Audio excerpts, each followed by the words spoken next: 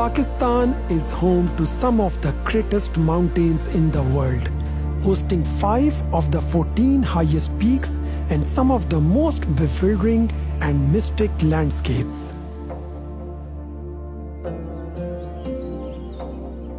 You have to travel 1500 miles to get mesmerized by the magic that is called Pakistan. From Karachi to K2, there are beaches, deserts, lakes, mountains and glaciers. One such place with some of the highest peaks and mighty glaciers is Gizar district in Gilgit-Baltistan. And we will be exploring Gizar in road and story. Every road has a story, and in this quest for finding the story of Gizar, I have been joined by a Canadian friend who is also a travel enthusiast.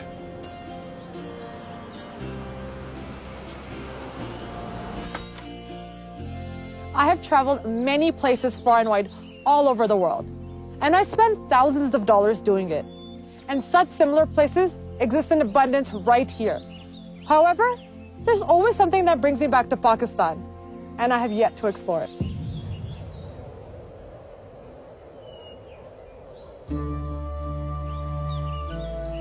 The northernmost part of Pakistan, Gizar is a multi-ethnic district, and it has 4 valleys which are all demarcated by rivers.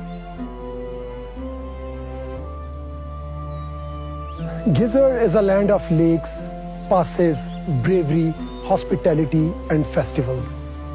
It is unfortunate that few people know about Gizar, and even fewer have seen this majestic valley.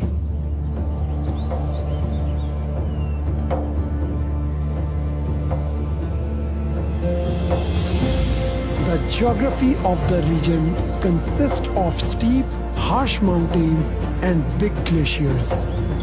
We are currently standing in Pandar Valley. The Pandar Lake offers a magnificent view that is home to trout fish.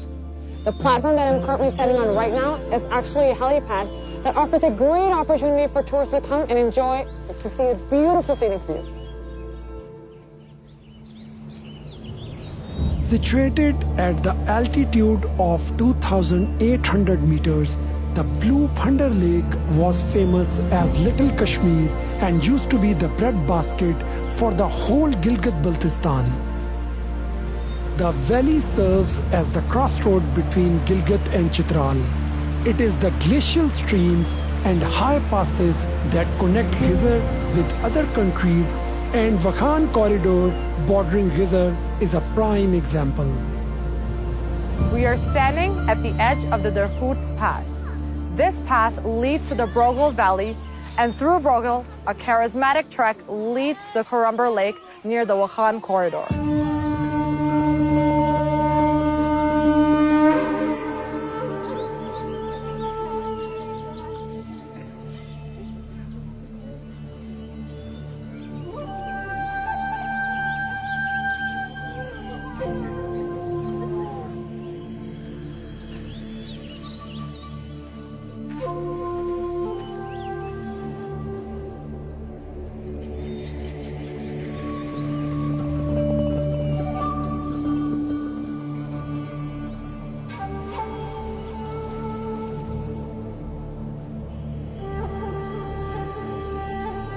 The story of Gizar goes back a long way, and on the road to Yasin Valley, there comes a historic old home in Sandhi village.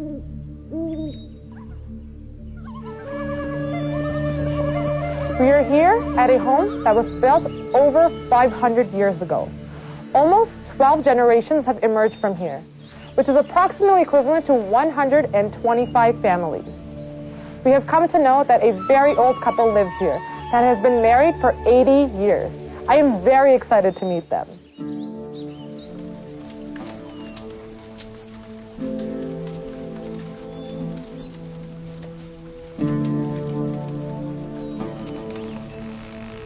Experiencing what living with the locals actually means, the life story of this old couple was inspiring yet simple to the core. Their hospitality was overwhelming, and we were served the local tea with a blend of history. As they narrated their story, we came to know their children were martyred on the northern front, and since then, life has not been easy for them. They still work to earn a living, and wood and wooden structures have somehow played a critical role. वादी यासीन का पुराना नाम ब्रूशल था। गालिबन ब्रूशस की ज़ुबान, जो गिलगित बल्तिस्तान की बहुत मशहूर ज़ुबान है, उसकी तख्लीक भी इसी वादी से ही हुई थी। ब्रूशल के बाद इसका नाम वर्शीगून हुआ, और वर्शीगून में एक राजा रहता था जिसका नाम सुमलिक था। सुमलिक राजा कुछ अंदरूनी इख्तिलाफात की वजह से उसको मुल्क बदर कर दिया गया और वो ताजिकिस्तान चला गया। कुछ अरसे के बाद अपनी मुल्क बदरी के इख्तिताम पर जब वो ताजिकिस्तान से वापस लौटा इस वादी में, तो वो अपने साथ एक तरखान को लेके आया जिसका नाम यासीन मलिक था। वो तरखान यासीन मलिक एक बहुत कारीगर इंसान था। उसने आके जब इधर घरों के नक्शा-जात को देखा, तो उसने यहाँ पे लोगों के रहने के लिए आसानी पैदा करने के लिए एक नया नक्शा मुतारिफ करवाया। उसने यहाँ लकड़ी के ढांचों से घर बनाने की तकनीक की, और यहाँ से लकड़ी के ढांचों के ऊपर घर बनाने की वजह से लोगों की जिंदगी में एक बहुत मेयारी तब्दीली आई। उसके काम और काबिलियत से मुतासिर होकर इस वादी का नाम वादी यासीन पड़ गया, और आज तक लोग उसी डिजाइन पे 4 लकड़ी के सतूनों पे मुश्तमिल घर तामीर करते हैं। 7 kilometers north of this large village Sandhi, there is a bridge across the Yasin River. The road turns up to the Thui Valley for 15 kilometers to the village of Nialthi. This is also the beginning of the trek across the famous Thui Pass. Gilgit was an important city on the Silk Road. Along with Buddhism, was spread from South Asia to the rest of Asia. It was considered as a Buddhism corridor from which many Chinese monks came to Kashmir to learn and preach Buddhism. Buddha's scriptures in Gizar district have remains in Sanskrit language. मेरे अजीजों, तमाम दुख है, वजूद दुख है, वजूद की ये नमूद दुख है, हयात दुख है, ममात दुख है, ये सारी मौहूम और बेनिशान कायनात दुख है। ये होना दुख है, न होना दुख है, सबात दुख है, दवाम दुख है। मेरे अजीजों, तमाम दुख है, मेरे अजीजों, तमाम दुख है। Being one of the 6 archaeological sites preserved for the promotion of tourism and cultural activities, Hansel Stupa is one of the many stupas in the world which carefully preserves the remains of Buddha. It has a grander symbolic association, the mountain home of the gods at the center of the universe. This area is known as the home of Buddhists between 300 and 1100 AD. And you know, Malia, as per Chinese records, somewhere between 600 and 700 AD, the Buddhist dynasty that governed this place was known as Little Balu or Lesser Balu. Yes, sir. I actually read about it too. So, the remains of the stupa are from a time where Gilgit was an important part of the Silk Route. It is a landmark that's mostly in remains now, and you need some imagination to see what it must have been like. I also came across that this Buddhist stupa serves as a burial mound that was initially found in 1931. It is a symbolic representation of Buddha's ashes.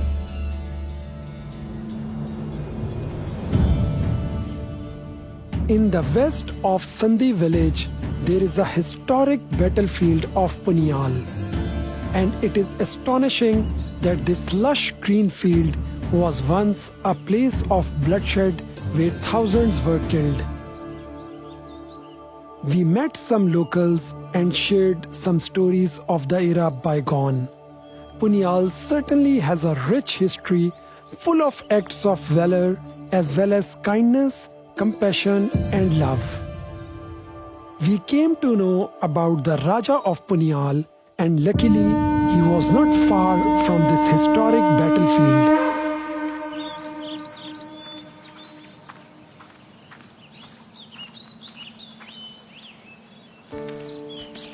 Sher Kila is the main village of the Punyal Valley. Located at a distance of 32 kilometers from Gilgit, it is the most populated and largest village of Gizar district and was once the center of Punyal kingdom of Brush dynasty.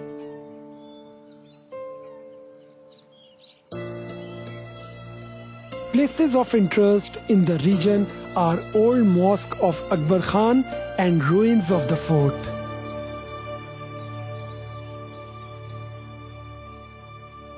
Right now, I'm standing at the graveyard of Raja Akbar Khan, who built this 150-year-old mosque. So there's a great story behind this. He went to Khana Kaaba to perform pilgrimage by foot, and on returning, he made this mosque on the lines of Khana Kaaba by bringing artisans from Kashmir. And in his will, he wrote that I should be buried next to the mosque.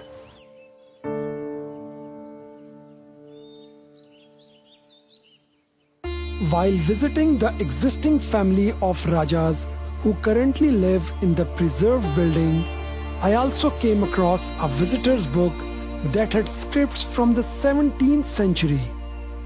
It gave insights into the social, cultural, and historical events and settings of that time.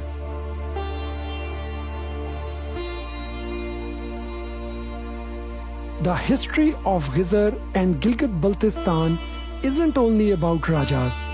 The British colonialism also ruined subcontinent ruthlessly.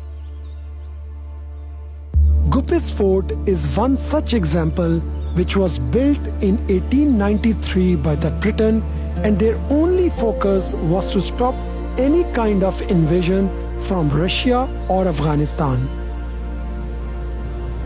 On the route of Punyal to Yasin, Maduri Fort, however, is a reflection of the hatred which spread over generations, and it was invaded as a result of treachery.